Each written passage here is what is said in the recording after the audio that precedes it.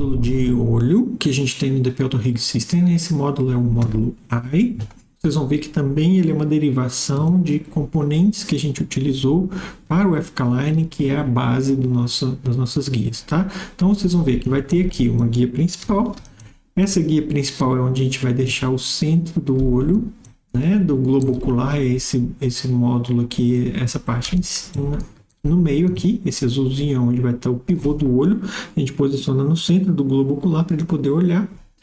Isso daqui, mesma coisa, não preciso ficar repetindo. Isso aqui é só ajuste do raio que vai ser criado no nosso olho, dos controles, aliás, né? E o que a gente tem de diferente de opções aqui nesse módulo? A gente tem opções de Aim Direction. Esse Aim Direction quer dizer a respeito desse controle aqui, que é uma setinha. E esse controle que é uma setinha é onde vai estar aquele look-at, uma posição onde vai estar o controle que o personagem vai olhar para ele, sabe? O que fica aqui na frente. Então esse é onde a gente vai colocar que o controle apareça mais longe do rosto ou mais perto do rosto, vai depender do setup que a gente estiver fazendo. Esse daqui é o controle para posicionar a distância, mas se a gente quiser que ele esteja olhando para outra direção, a gente escolhe aqui normalmente para X positivo, aí o olho vai ficar olhando com o look-at nessa direção. Tá? Depende muito do setup que a gente está fazendo, mas isso daqui normalmente a gente sempre usa no Z positivo, porque os modelos que a gente recebe comumente vindo da modelagem, eles estão olhando no Z positivo. Então, é essa direção que a gente normalmente deixa o look-at acontecer, tá?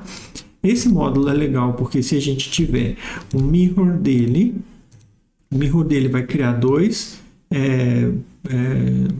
olhos assim, e esses daqui da frente vão ter um controle principal que é o look-at, tá? Então é legal, ele tem um mirror, eu já vou apresentar para vocês. Vou pôr o nome dele aqui de Eye, por exemplo, só para a gente criar ele certinho ali. E opções que ele tem diferente dos outros seriam essas opções aqui, ó.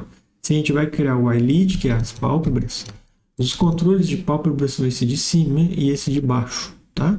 Se a gente desativar eles, olha lá, ele some aqui, ele não vai aparecer para a gente na viewport, mas se a gente quiser eles a gente vai posicionar esse daqui na pontinha da pálpebra superior e esse daqui na pontinha da pálpebra inferior. Então ele vai criar joints ali, que depois o nosso setup vai conseguir fazer o personagem piscar.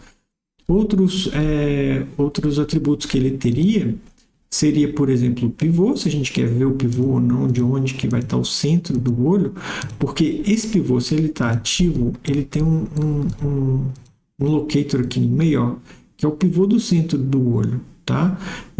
Que vai levar a pálpebra em si. Porque se a gente tem um personagem com um olho mais oval, por exemplo, esse centro pivô vai ser o pivô da pálpebra.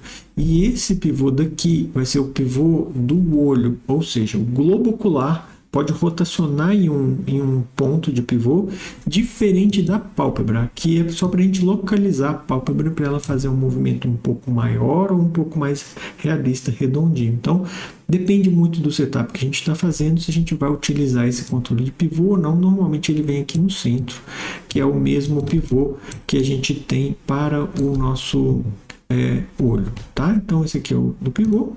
A gente também tem a opção de specular ou não. Esse specular é um extra locator que a gente tem aqui para colocar onde vai ficar aquele branquinho do olho, porque alguns rigs a gente tem aquele branquinho do olho com uma geometria. Então você usa esse controle aqui para colocar na geometria que vai ser esquinada por esse joint que vai ser criado pelo specular, e ali o animador vai ter um controle para ele poder posicionar aquele tipo de highlight em 2D, que no caso seria em 3D, mas é onde ele vai posicionar esse olhinho do highlight dele, tá? Então essa é uma opção que a gente também pode ter do specular.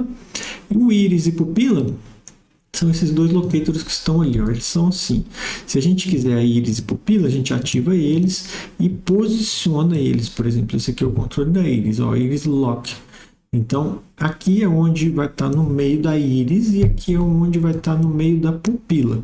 Porque a gente vai ter controles para poder escalar a pupila ou movimentar alguma coisa no olho depois do rig pronto, tá? Então, normalmente esses controles a gente posiciona no próprio modelo para funcionar direitinho. Depois que está tudo posicionado, Eu vou gerar um rig só para vocês entenderem aqui, ó, porque de opções não vai ter nada além do corretivo, tá? A gente pode entrar com corretivo em breve, tá? Eu já vou explicar o corretivo para vocês. Vou dar um rig. A gente vai ver esse setup, como que ele funciona. Basicamente, a gente tem aqui esse controle, que é o controle do Looket. Esse controle do Looket tem para o olho esquerdo e o olho direito, como a gente poderia ter.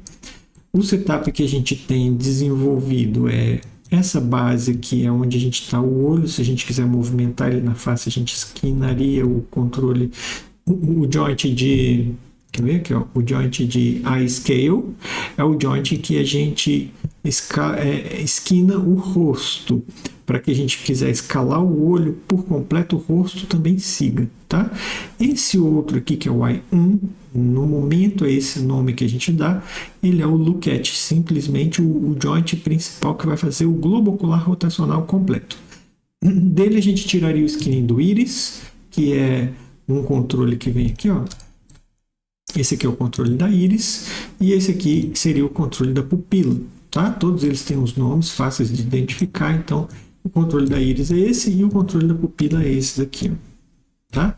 Bom, o que é que a gente tem aqui? A gente tem esses joints e a gente tem esses daqui que são os controles eficazes do olho. O olho pode olhar para os lados e um deles, que é esse de dentro, não faz as pálpebras seguirem e o de fora faz a pálpebra seguir. Então, olha que as pálpebras estão mexendo ali. As pálpebras têm os controles delas, que são esses daqui.